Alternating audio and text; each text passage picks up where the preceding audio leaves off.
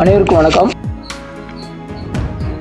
El Nino அப்படின்ற வார்த்தையை டிவியில், நியூஸ் பேப்பரில் அடிக்கடி கேள்விப்பட்டிருப்பீங்க. வெயிலுடைய தாக்கம் மிக அதிகமாக இருக்கும் அப்படின்னு எல்லா நியூஸ்லேயும் வருது. இதை அந்த காலத்தில் ஊழி அப்படின்னு சொல்லுவாங்க. ஊழின்னா அழிவு காலம். வெயில்னால அழிவு, மழையினால் அழிவு, காற்றுனால் அழிவு, பூகம்பத்தால் அழிவு, எரிமலையினால் அழிவு இப்படிலாம் ஏற்படும். ஆனால் இந்த அழிவுகளுக்கு பின்னால் என்ன இருக்குது அப்படின்னா, உலகத்தை பல ஆண்டு காலம் நீடித்து வைப்பதற்காக இயற்கையின் சீற்றங்கள். அதெல்லாம் நம்ம இறந்து போகிறதுனாலையும், மரங்கள்லாம் அழிகிறதுனாலையும், விலங்குகள் அழிஞ்சு போகிறதுனாலையும் நம்ம நினைக்கிறோம் இது கெட்டதுன்னு நினைக்கிறோம். ஆனால் உண்மையில் என்னென்னா, ஒவ்வொரு பேரழிவுக்கு பின்னால் இந்த உலகத்தை அதிக ஆண்டு காலம் நீடித்து வைப்பதற்கு இயற்கையினுடைய ஒரு சீற்றம். இது ஒரு சூட்சமமாக தெரிஞ்சுக்க வேண்டிய ஒரு விஷயம். சரி, அப்போ நம்ம என்ன செய்யணும்? அதுக்காக நம்ம அழிஞ்சு போயிடலாமா? அப்போ நம்ம எப்படி இந்த உலகத்தில் நம்ம தற்காத்து கொள்ள வேண்டிய நிலைமை நமக்கு ஏற்பட்டிருக்கு? அரசாங்கம் என்ன செய்யும்? இந்த பிரச்சனை பெருசானவுடனே கொரோனா காலத்தில் ஹெல்ப் பண்ண மாதிரி ஹாஸ்பிட்டல் ஓப்பன் பண்ணுவாங்க. ரோட்டில் வெயில்னால மயக்கப்பட்டு விழுந்தால் அவங்களை கொண்டு போய் அட்மிட் பண்ணுவாங்க.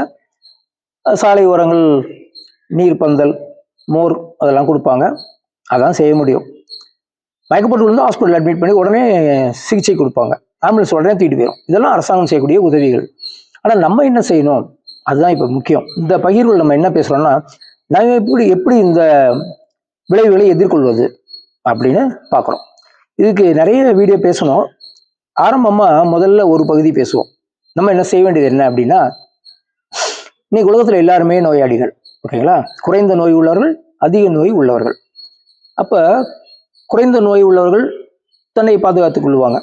அதிக நோய் உள்ளவர்கள் ரொம்ப சிரமப்பட்டு தன்னை பாதுகாத்து கொள்ள வேண்டும். இப்போ நம்ம என்ன செய்யணும் அப்படின்னா, யாருக்கு எந்த நோய் இருந்தாலும் அவர்கள் எந்த மருத்துவத்தை தேர்ந்தெடுத்து அனுபவித்து கொண்டு இருந்தாலும் அதை முறைப்படுத்த வேண்டும். அந்த ட்ரீட்மெண்ட்டை ஒழுங்காக எடுங்க. ரத்த பரிசோதனையா, ஸ்கேனா, எக்ஸ்ரே எல்லாத்தையும் முறைப்படி எல்லா பரிசோதனையும் செஞ்சு நீங்கள் எந்த மருத்துவத்தை தேர்ந்தெடுத்தீங்களோ அந்த மருத்துவ முறைகளை நீங்கள் கடைபிடித்து ஆரோக்கியமாக உங்களை வைத்துக்கொள்ள வேண்டும். ஏனென்றால் இந்த ஆரோக்கிய குறைவு இந்த வெயில் தாக்கத்தினால் அதிகமாக பாதிக்கப்பட்டு விபரீதங்கள் ஏற்படக்கூடும். அப்போ நம்ம என்ன செய்யணும்? முதல்ல நமக்கு எந்த நோய் இருந்தாலும் அதை கட்டுக்குள் கொண்டு வர வேண்டும். அதற்கு எந்த வைத்தியம் எடுத்துக்கிட்டாலும் சரி, எந்த உணவு முறையை பின்பற்றினாலும் சரி, முதல்ல நீங்கள் பர்ஃபெக்டாக உங்களுடைய ஆரோக்கியத்தை சீராக வைத்துக்கொள்ள வேண்டும். அதற்கு நீங்கள் இப்போ என்ன செஞ்சிட்றீங்களோ அதை கண்டினியூ பண்ணணும். இதுதான் முதல் ஸ்டெப்பே, ஓகேங்களா? இதுக்காக பிரத்யேகமாக எதுவும் செய்கிறது அப்புறம். உங்களோட நடைமுறை வாழ்க்கையில் என்னென்ன மாற்றணுன்றது நம்ம அடுத்த பதிவில் அதிகமாக பகிர்வோம். இப்போ நீங்கள் செய்ய வேண்டியது, உங்களுடைய ஆரோக்கிய கண்டிஷனை, இந்த ஆரோக்கியத்தை மேம்படுத்தக்கூடிய விஷயங்களையும், கட்டுப்பாட்டில் வைக்கக்கூடிய விஷயங்களையும், மருத்துவருடைய ஆலோசனைப்படி இதுவரைக்கும் நீங்கள் கடைபிடித்த அத்தனை விஷயங்களையும் தொடர்ந்து கடைபிடித்து கொண்டே இருங்கள். இந்த வெப்ப தாக்குதலினால் நீங்கள் அதிகம் பாதிக்கப்பட மாட்டீர்கள்.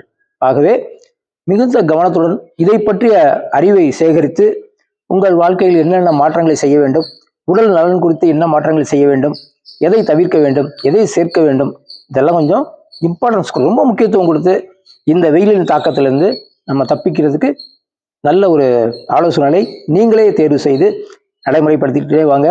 மேலும் பல குறிப்புகளையும் பல உதவிகளையும் நம்ம பகிர்வு மூலமாக உங்களுக்கு அதிகமாக வெளிப்படுத்தி உங்களை நல்முறைப்படுத்தி ஆரோக்கியமாக வாழ உதவி செய்வோம். நன்றி.